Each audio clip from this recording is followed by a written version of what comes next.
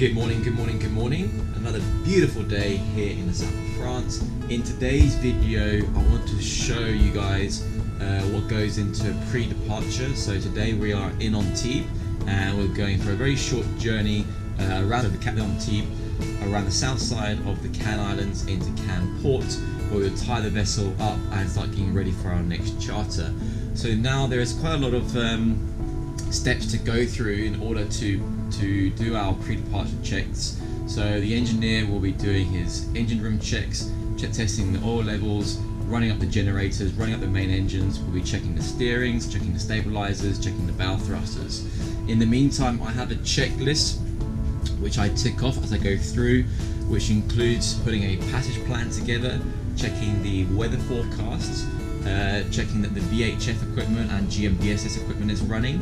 I will be doing propulsion checks, bow thruster checks, so testing the bow thruster, testing the steering, and in the meantime the deck team will be getting the lines ready, so the ropes ready. So they'll remove what's called the spring lines first, and then they'll bring the freshwater hose on. The engineer will go to generator power, and then the vessel will be running purely on generators, and then from there he will disconnect the shore power, which is the electricity provided by the ports. And then what we'll do, we'll go through the list. We'll do all necessary checks. We'll make sure all the watertight doors are closed, are being checked, all the portholes are closed, the jacuzzi needs to be empty, the anchor is set to emergency. What is that for? That's in case when we are leaving the port, the ship goes into blackout, we can quickly drop the anchor, and so we're not going to drift onto another vessel, onto a pier, onto the breakwater rocks. So what we need to do when we do our passage plan is we go basically from what's called from berth to berth. So we start our passage plan from where we are now to where we're going to be berthed in Cannes. The passage plan includes multiple waypoints. We need to write down the distances, write down what's called the cross-track error, and then with that information we'll put on what's called the PI lines, parallel indexing, onto our radar.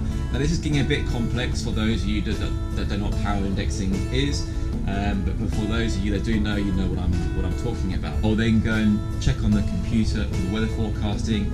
It should be about an hour and a half. I checked the weather forecast twice yesterday. It should be good, but it's always good to check as much as possible and use as many websites as you possibly can to have as much information as you possibly can.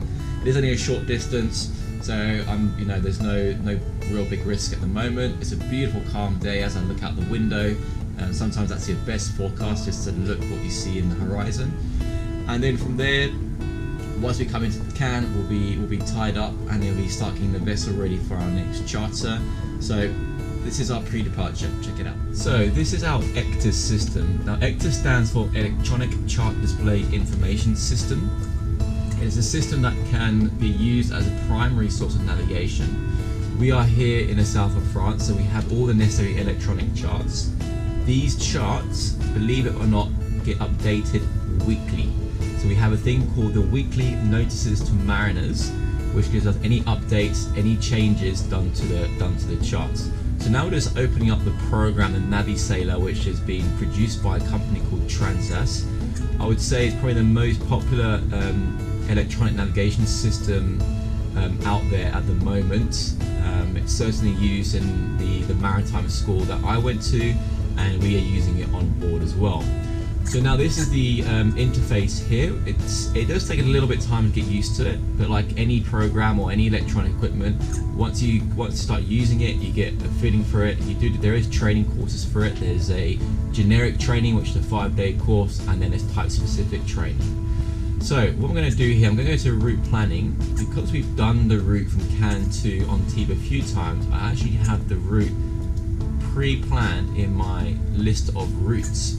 So Antibes to Cannes, click on Antibes to Cannes, and as you can see, it's already pre-set up. I'm just going to go into monitoring quickly. Actually no, cancel that. We're going to go into monitoring. Let me just unload this for a second. Unload schedule. We'll start beginning here. There we go. Right, now route planning, load new routes, Antibes to Cannes. Okay, so now we've done the routes from Antibes to Cannes. We're going to go into check route, play that. And what it's doing on this route, there is parameters that have been set that we've done here, and it's giving me 1 of 24 things to check. So for example, I've got a seaplane landing area, so I'm not going to be too worried about that. Normally on the VHF, if there's any exercise or any seaplanes in the area, we are advised, but this morning there is nothing, there is no notices. Danger 2, seaplane, restricted areas, so that's not to worry about. Seaplanes, there's no anchorage area. So I've done this route multiple times. I know there's no dangers, and I know the chart's updated, and there's no notices for us to be worried about. Would you like to check the voyage? Yes, I would like to check the voyage plan. So as you can see here, our total plan, if you look, I don't know if you can see on the screen there, is 11.75 nautical miles.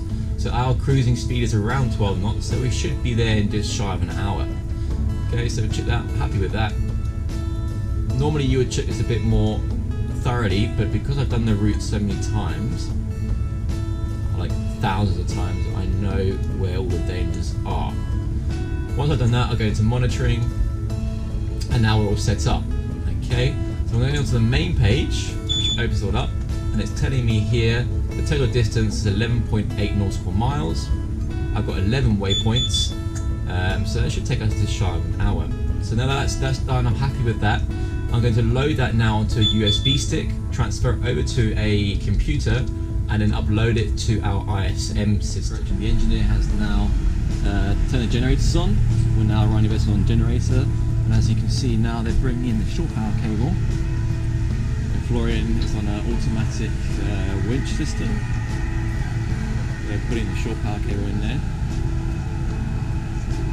So while they do that, we're going to have a quick look into the engine room through the garage. I'll show you guys everything running in here. So we're going into the engine control room now. That loud noise is the generator running. These are all the controls. Here the engineer has a pre-departure checklist which he's going through. As you can see, he's ticking everything off. And then on arrival, when we arrive in Cannes, the engineer will have the pre-arrival checklist.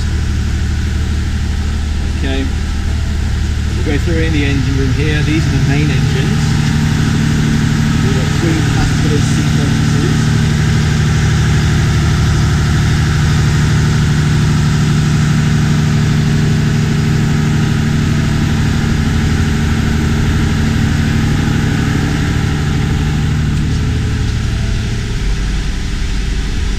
These are the engine monitoring systems up here.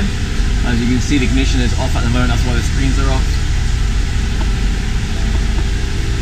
And then this is the logbook for the engineer, all his fuel and oil levels.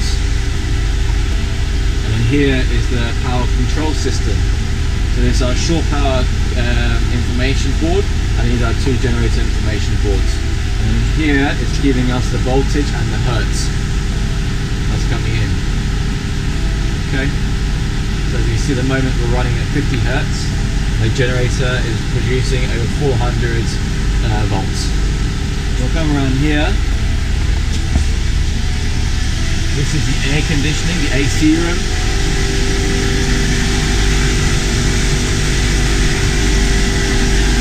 That's monitoring all the air conditioning, keeping the boat nice and cool.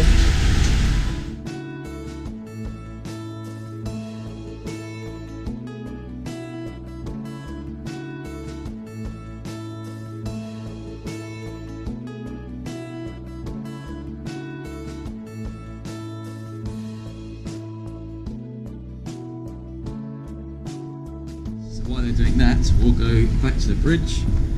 We'll be starting the main engines and doing all the mechanical checks. Okay.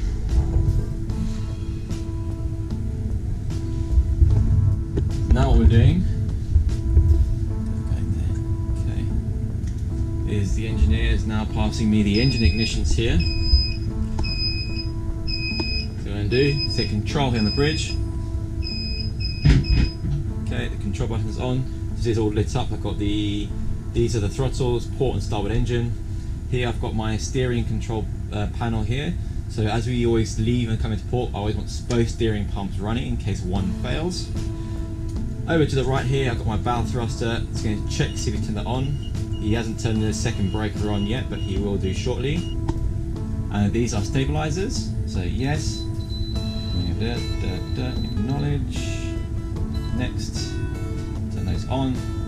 Center by speed. And as you can see, this is the rudder control. This is my port rudder, the style rudder, and the setting for the wheel. So at the moment we're set at center line here.